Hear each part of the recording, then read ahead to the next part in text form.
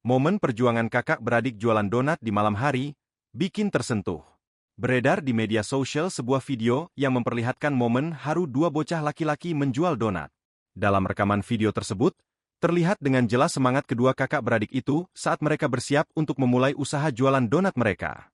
Tugas utama anak-anak adalah belajar dan bermain, sementara mencari penghasilan biasanya menjadi tanggung jawab orang dewasa. Namun, momen yang mengharukan terjadi ketika seorang anak laki-laki bersama kakaknya terlihat bersiap-siap untuk menjual donat. Sontak video tersebut sontak menarik banyak perhatian warganet.